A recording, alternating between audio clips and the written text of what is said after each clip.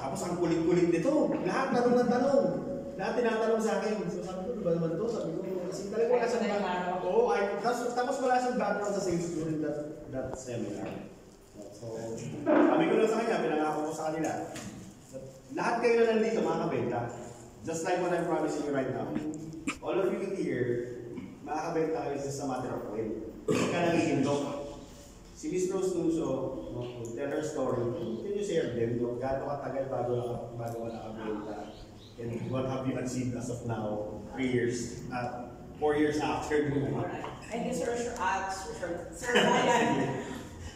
Again, I'm Rose Nuso po. I started real estate way back February 12, 2019. That's the time I attended the NRS research. Yun nga sa Lian, Batangas. And then while he's doing his training, umiikot na yung utak ko kung sino yung mga pwede kong gawing buyer. Because they said, use all your KKKs in your life. KKK means kaibigan, kamag-anak, kapatid, kaaway.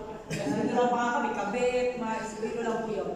Kamarites, katoman, so lahat. So habang si Sir nag-discuss siya ng gano'n, umaandam na yung utak ko. Sabi ko dapat within 1 week or by hook or by crook, within 2 weeks, makapagpasok ako ng benta. So what I did was, PDM ko, I sent private messages to all my kakilala, to all my classmates, friends, and everything.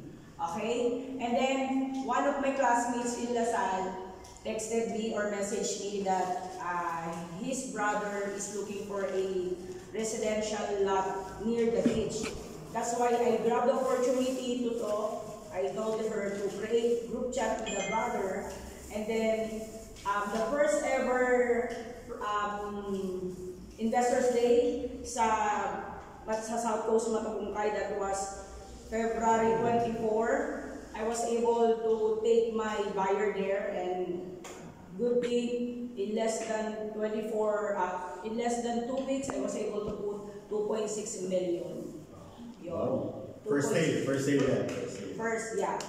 Ano yun, first sale ko, kasi nag-start ako, nag-training ako February 12, 2019, then February 24, I put first sale, my first ever sale na 2.6 million.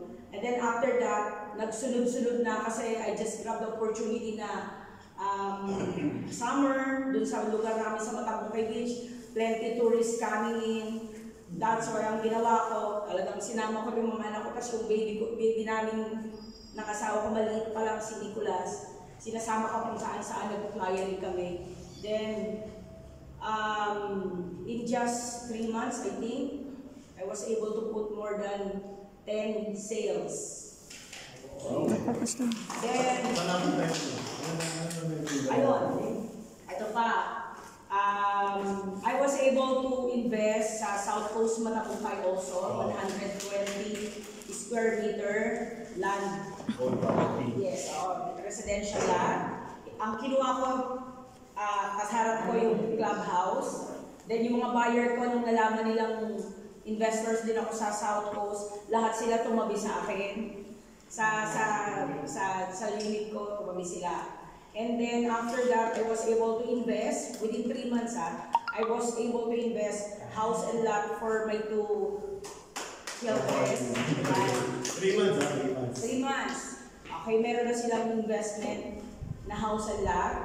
And then, after 3 months, nung nag-invest ako, wala pang 6 months, I think, we have another investment sa Tuwi naman, house and lot din para sa kanila ulit dalawa, na habang nag-aaral sila, we started the investment for them, na in the future, if they have their own stable job, they can continue na. Kasi, when I started working before, I never did anything to invest. Kahit lupa sa pasok, wala. But when I started in real estate, that's really opened everything sa akin na kailangan may investment ka. Kasi noong 2019, kinuha namin yung South Coast Matagungkay 6,000 per square meter. Ngayon, magkano na siya? 11,000 na. So almost 100% na yung tinubo. So kapag pag kinakausap natin yung mga buyer natin, we have to say to them that don't think of cost, think of value.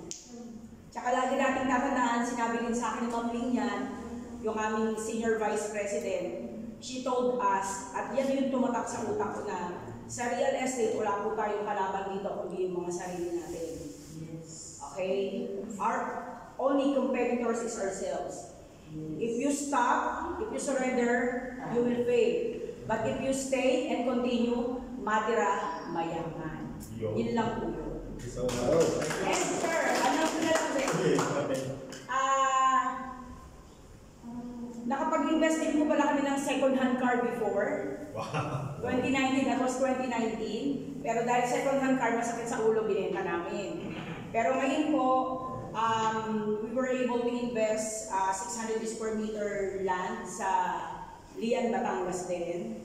At ngayon, kakalabas lang po ng aming brand new. This is not to brag. I'm telling you this not to brag, but to inspire all of you because I started from the scratch. So we were able to get our brand new car, Toyota Rush 2023, first ever edition na push button. Kasi kapag meron ng sasakyan, makakarating ka kung saan-saan. Yung mga focus projects ng Santa Lucia, makararating mo. Hindi, pagka wala kang sasakyan, ang hirap. Dinaanan namin, nag-aarkila ako ng tricycle magmula sa Lian, Batangas, papuntang nasa Costa. Magmula sa Lian, Batangas, papuntang highway pa po yung dinadaanan. So, sobrang hirap. Pero ngayong meron ng sasakyan, mas makakahataw na po.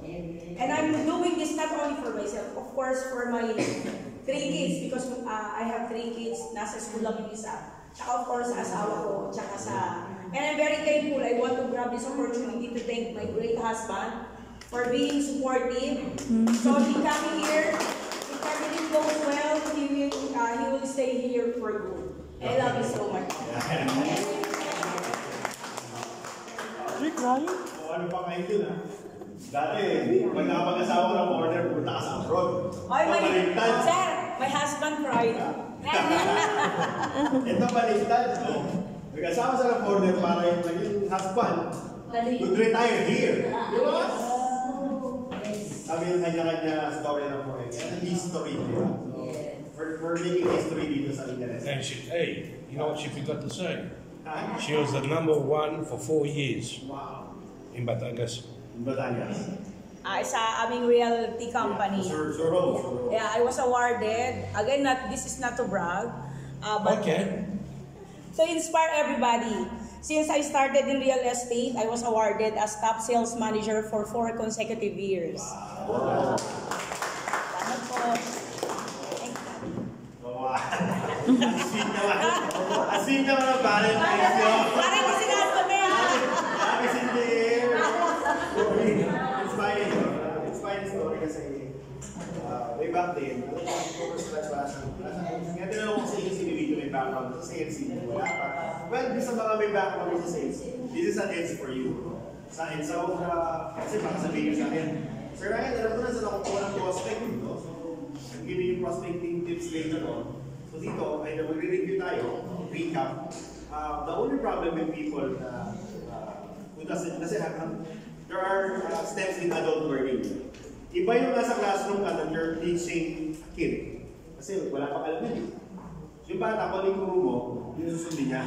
Sa adult, lalo sa akin, no? At my age, mas mahihirapan ako i-grasp.